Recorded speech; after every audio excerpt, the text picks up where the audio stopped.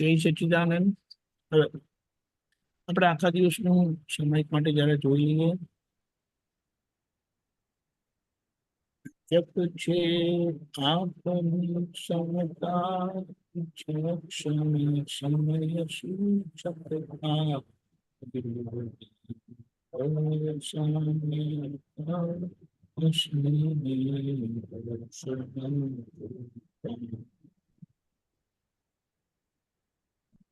તો વિષ્ણુતાનંદજી, હેલો. હા હા વિષ્ણુતાનંદજી, આ પગની લાઈન જે છે એના ઉપર થોડો વધારે પ્રકાશ પાડો. તમે આગળ કીધું છે. હા?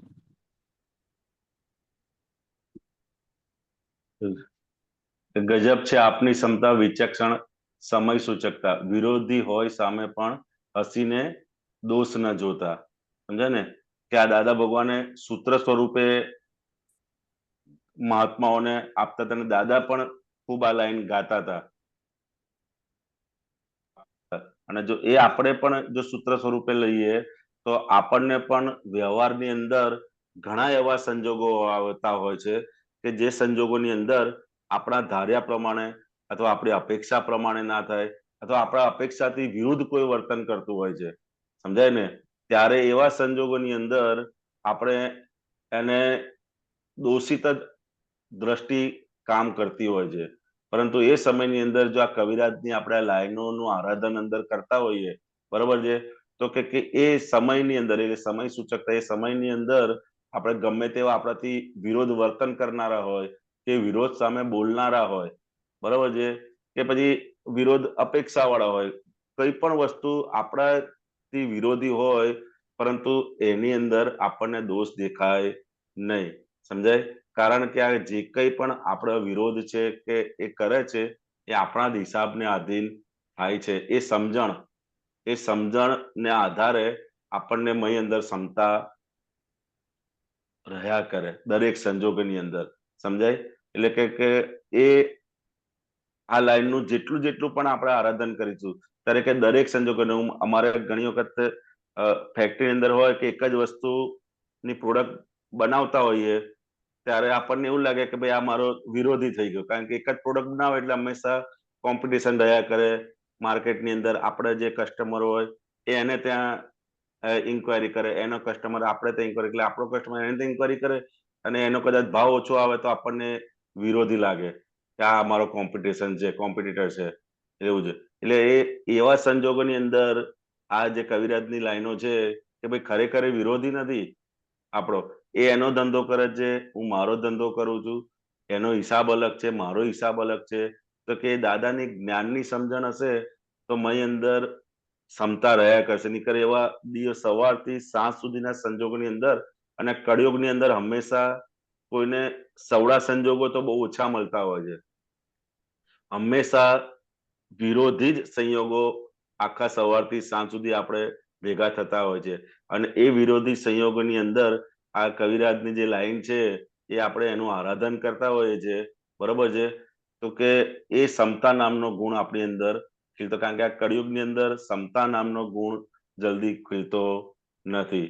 તો કે આ કવિરાજની લાઈનનું આપણે આરાધન જેટલું કરીશું, ખાલી ગા કરીશું ને તો પણ એ ક્ષણે આપણને અંદરથી જાગૃત કરતા રહેશે, પ્રજ્ઞા શક્તિ આપણને જાગૃત કરતા રહેશે. કારણ કે જ્ઞાની પુરુષની આપેલી અને જ્ઞાનુ પુરુષના વચનો છે, અને એ વચનોનું જેટલું આરાધન કરીશું એટલું એ ગુણ આપણી અંદર ખીલતો જશે, એવું સમજાય છે. જય સચ્ચિદાનંદ. જય સચ્ચિદાનંદ. હવે અહીંયા આપણે આ કહીએ કે હમણાં જે આપણે કીધું ને પ્રતિક્રમણનું, અંદરની મશીનરી કેવી છે, તમે જેવું બોલો એવું અંદર ચાલે. એટલે અહીંયા આ કવિરાજની પદની લાઈન આપણે બોલીએ કે દાદા ભગવાનના ગુણો છે, પ્રગટ ગુણો છે, સિદ્ધ થયેલી એમની પ્રકૃતિ છે. ગજબ છે આપની ક્ષમતા, વિચક્ષણ સમય સૂચકતા. વિરોધી હોય સામે પણ હસીને દોષ ના જોતા. તો એ બધું આપણી અંદર આવશે. એટલે તમને દાખલો આપું, એક જ મિનિટ. હા.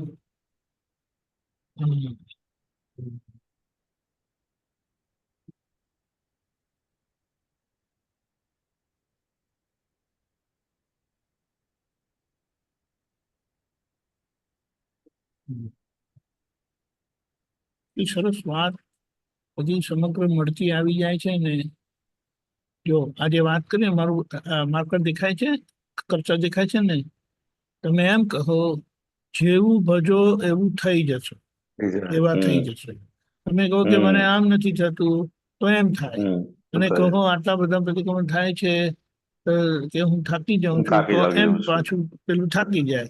એટલે પ્રતિક્રમણ કરનાર કરે છે, તું તારી મેળે હાથે રાખ.